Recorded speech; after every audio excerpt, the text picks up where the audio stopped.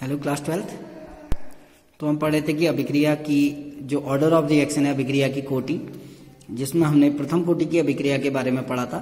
आज हम उससे आगे बढ़ते हैं, जिसे हम कहते हैं द्वितीय कोटि की अभिक्रिया। द्वितीय कोटि की अभिक्रिया, सेकेंड ऑर्डर ऑफ रिएक्शन। अब द्वितीय कोटि की अभिक्रिया क्या होती है? देखिए, कोटि हमने कहा था कि उन अभिकारकों की सांद्रता जो अभिक्रिया वेग को प्रभावित करती हैं उनको अभिक्रिया की कोटि कहते हैं, जिसको हम सामान्यतया कैसे निकालते हैं कि वेग समीकरण में भाग लेने वाले अभिकारकों का जो स्टोइकियोमेट्रिक गुणांक है या जो उनके घातांक हैं, उनके घातांकों का योग। तो द्वितीय कोटि की अभिक्रिया क्या होती है? द्वितीय कोटि की अभिक्रिया हम कहते हैं जब अभिक्रिया का वेग दो अभिकारी स्पीसीज या दो अभिकारकों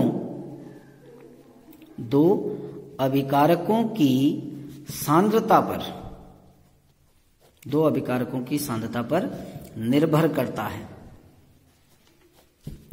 तो उसे द्वितीय कोटि की अभिक्रिया कहते हैं।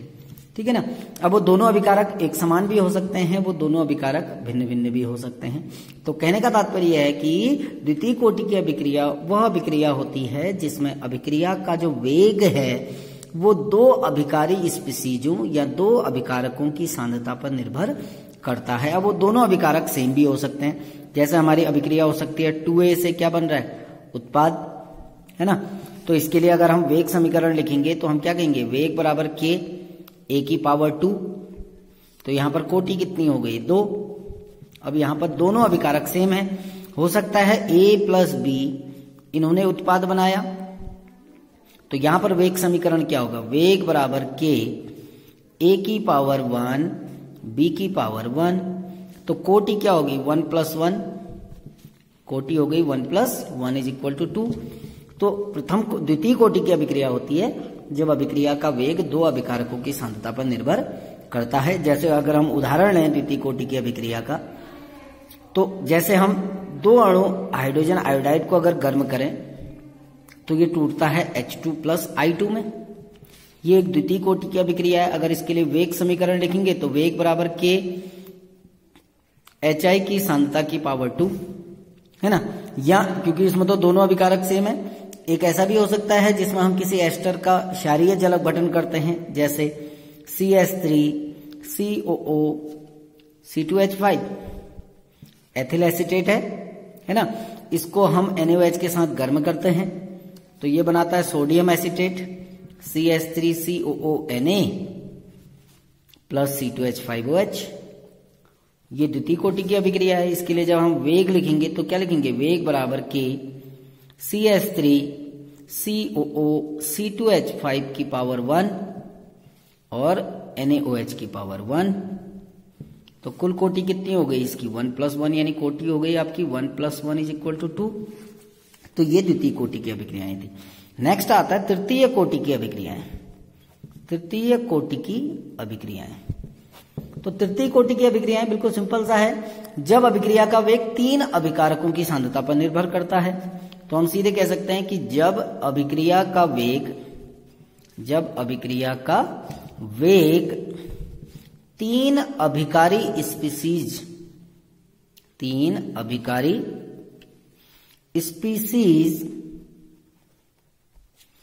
की सांद्रता पर निर्भर करता है, तो इसे हम तृतीय कोटि की अभिक्रिया कहते हैं। और तीनों अभिकारक सेम भी हो सकते हैं, तीनों अभिकारक अलग अलग भी हो सकते हैं। जैसे 3A, इससे क्या बना? उत्पाद बना आपका। दूसरा ये हो सकता है कि 2A प्लस B, इससे भी उत्पाद बना। तीसरा हो सकता है कि A plus B plus C, इससे क्या बना? उत्पाद। तो तीनों के लिए वेग समीकरण देखेंगे। इसके लिए वेग समीकरण लिखेंगे तो वेग बराबर K A की पावर 3, कोटि कितनी हो गई? 3, कोटि इज इक्वल टू 3। इसके लिए जब हम वेग लिखेंगे तो वेग is equal to K A की पावर 2 B की पावर 1। तो इसके लिए जो ऑर्डर आएगा कोटि आएगी वो कितनी आएगी 2 + 1 2 + 1 = 3। इसके लिए जब वेग समीकरण लिखेंगे तो क्या करेंगे, वेग बराबर k, a की पावर 1, b की पावर 1, c की पावर 1। तो इसके लिए भी जो कोटि आएगी वो कितनी आएगी, 1 + 1 + 1 = 3। तो ये तृतीय कोटि की अभिक्रिया है। इसके देखिए कुछ एग्जांपल लेते हैं, जैसे हमारा ट्वाइस NO + O2 क्या बनेगा, ट्वाइस NO2। तो ये तृतीय कोटि की अभिक्रिया है, क्योंकि इसका जो प्रायोगिक रूप से जो वेग समीकरण दी जाती है, अब ये द्रव्यानुपातिक क्रिया के नियमानुसार नहीं है, क्योंकि जब अभिक्रिया की जो मैकेनिज्म है या उसकी जो क्रियाविधि है जब वो निकाली जाती है तो प्रैक्टिकली निकाली जाती है। तो यहाँ पर वेग = k, NO की पावर 2 और O2 की पावर 1। कुल कोटि है इसकी भी आपकी आ गई, कोटि = 2 + 1 = 3। इसकी कोटि कितनी आ गई, 3। ऐसे ही अन्य अभिक्रियाएं भी होती हैं। ठीक, नेक्स्ट आपका आता है जिसे हम कहते हैं शून्य कोटि की अभिक्रिया। शून्य कोटि की अभिक्रिया, जीरो ऑर्डर रिएक्शन। अब आप ध्यान देना, हमने प्रथम कोटि की अभिक्रिया किसे कहा, जब एक अभिकारक की सांद्रता पर वेग निर्भर करेगा। द्वितीय कोटि कहा जब 2 अभिकारक की सांद्रता पर निर्भर करेगा। तृतीय कोटि कहा जब 3 अभिकारक की। अब शून्य कोटि का तात्पर्य क्या निकला कि जब अभिक्रिया का वेग किसी भी अभिकारक की सांद्रता पर निर्भर नहीं कर रहा है ना। अब जब अभिकारक की सांद्रता पर निर्भर नहीं कर रहा है तो किस पर निर्भर करेगा, किसी बाह्य कारक पर निर्भर करेगा। इसीलिए मैं इसकी डेफिनेशन लिखता हूं। हम कहते हैं कि जब अभिक्रिया का वेग अभिकारकों की सांद्रता पर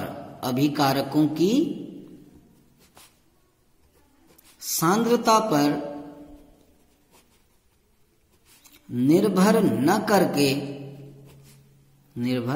न करके किसी बाह्य कारक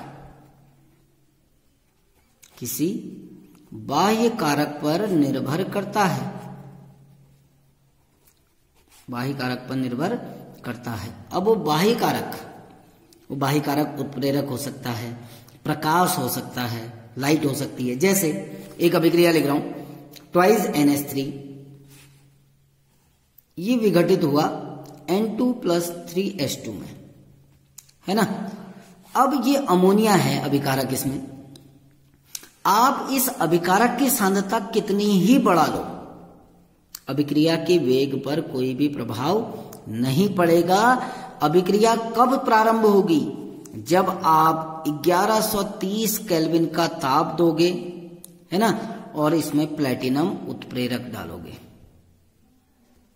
इसको गौर से समझना कि अमोनिया का विघटन हो रहा है N2 + H2 में, लेकिन ये विघटन कब होगा, जब आप अभिक्रिया की कंडीशन ये लगाओगे। यदि आप तापमान और उत्प्रेरक नहीं डालोगे तो अभिक्रिया नहीं होगी। आप चाहे कितना ही अमोनिया प्रयोग कर लो, यानी अमोनिया की सांद्रता से वेग पर कोई प्रभाव नहीं पड़ रहा है।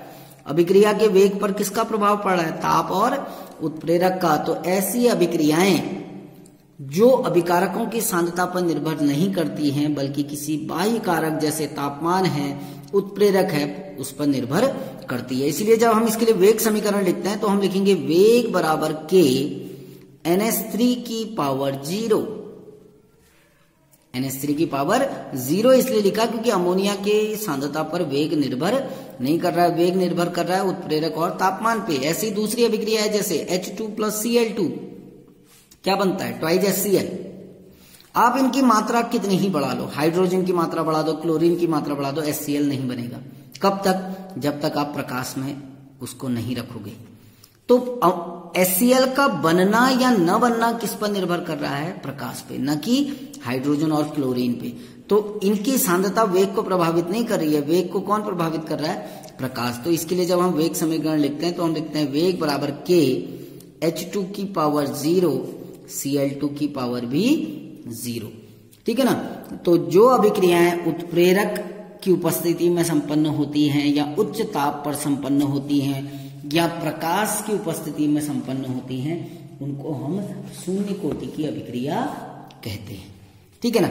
नेक्स्ट आता है आपका भिन्नात्मक कोटि की अभिक्रिया, भिन्नात्मक कोटि की अभिक्रिया, फ्रैक्शनल ऑर्डर होता है जिनका, भिन्नात्मक कोटि की अभिक्रिया।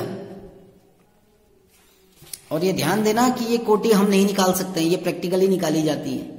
ऐसा नहीं है कि हम किसी अभिक्रिया को अगर देखें और देख के उसकी कोटि बता दें, ऐसा संभव नहीं है, क्योंकि हो सकता है कि वो अभिक्रिया एक पद में संपन्न हो रही हो सकता है कि वो अभिक्रिया अनेक पदों में संपन्न हो रही हो।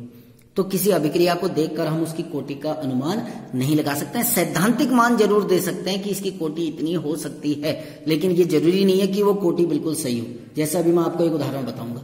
तो भिन्नात्मक कोटि की अभिक्रियाएं क्या होती हैं कि हमारी बहुत सारी अभिक्रियाएं ऐसी हैं जो दिखने में बहुत ही सरल प्रतीत होती है, हमें ऐसा लगता है कि बहुत सिंपल रिएक्शन है, यानी एक पद में संपन्न हो जाएगी, लेकिन वास्तव में ये अभिक्रियाएं जटिल प्रकृति की होती हैं। जटिल प्रकृति का मतलब है कि ये एक पद में संपन्न नहीं होती हैं, यानी जो कोटि हमें दिख रही है वो उसकी कोटि नहीं होती है, बल्कि उसकी कोटि भिन्नात्मक आती है। ठीक है ना। तो ऐसी अभिक्रियाओं की कोटि क्या आ जाती है, फ्रैक्शनल आती है, भिन्नात्मक आती है। जैसे एक उदाहरण देता हूं आपको, H2 प्लस Br2 आपका बन गया ट्वाइस HBr। अब आपको ये दिखने में बहुत सिंपल रिएक्शन दिख रही है। अगर हम सैद्धांतिक रूप से इसकी कोटि निकालें तो सैद्धांतिक रूप से इसकी कोटि, वेग समीकरण क्या बनेगा, वेग बराबर K H2 की पावर 1 Br2 की पावर 1, यानी इसकी कोटि कितनी आ जाएगी, 1 + 1 दैट मीन्स 2। इसकी कोटि कितनी आई, 2। लेकिन इसका जो प्रायोगिक वेग समीकरण होता है, जो प्रैक्टिकली निकाला जाता है वेग समीकरण, वो वेग समीकरण क्या है, वेग बराबर K H2 की पावर 1 Br2 की पावर 1/2, यानी इसकी जो प्रायोगिक कोटि जो आएगी, इसकी जो कोटि है वो कितनी आएगी, 1 सही 1/2। इसकी कोटि कितनी आएगी, 1 सही 1/2। अब ये कैसे आई, ये उसकी मैकेनिज्म के आधार पर हम बताएंगे, उसकी क्रियाविधि के आधार पर बताएंगे कि H2 plus Br2 gives twice HBr। अगर ये अभिक्रिया एक पद में संपन्न होती तो इसकी कोटि 2 आती, लेकिन ये एक पद में नहीं होती है। तो पहले पद में क्या होता है कि हाइड्रोजन का एक अणु और ब्रोमीन का आधा अणु आपस में क्रिया करते हैं और बनाते क्या है, HBr प्लस हाफ H2 आपका बाहर हो गया। ठीक है ना, ये फर्स्ट स्टेप है। सेकंड स्टेप में क्या है कि ये जो हाफ H2 आपका बाहर हुआ और जो आधा ब्रोमीन का अणु हमारे पास बचा हुआ है वो आपस में क्रिया करते हैं और फिर से क्या बनाते हैं, HBr। अब दोनों अभिक्रियाओं को जोड़ दो, अभिक्रिया यही आ जाएगी ऊपर वाली। कैसे, देखो हाफ H2 से हाफ H2 कैंसिल हो गया। देखिए क्या आया, H2 प्लस आधा Br2 कितने Br2 हो गए, एक HBr, दूसरा HBr, कितने HBr हो गए, 2, है ना। तो जब अभिक्रियाएं अनेक पदों में संपन्न होती है तो ये ध्यान रखना, पहला पद मंद पद होता है, दूसरा पद क्या होता है, तीव्र पद। और अभिक्रिया का वेग कल बताया था कि हमेशा किस पर निर्भर करता है, मंद पद पे। तो जो कोटि, जो वेग समीकरण बनेगा वो भी किसके लिए बनेगा, मंद पद के लिए। तो वेग समीकरण क्या होगा, वेग बराबर K। अब मंद पद में कौन कौन सा अभिकारक भाग ले रहे हैं, H2 का एक अणु तो H2 की पावर 1, Br2 का आधा अणु तो Br2 की पावर 1/2, यानी कोटि कितनी आ गई इसकी कोटि आ गई 1 सही 1/2। तो ये अभिक्रियाएं कहलाती हैं भिन्नात्मक कोटि की अभिक्रियाएं। बाकी हम कुछ अभिक्रियाएं ऐसी होती हैं जो बहुपदी और जटिल अभिक्रियाएं, उनकी जो कोटि होती है वो कल निर्धारित करेंगे। ठीक है ना। ऐसे ही आपका एक सूडो फर्स्ट ऑर्डर होता है जिसको हम कहते हैं छद्म प्रथम कोटि की अभिक्रिया, तो इनके बारे में हम कल डिस्कस करेंगे। Thank you.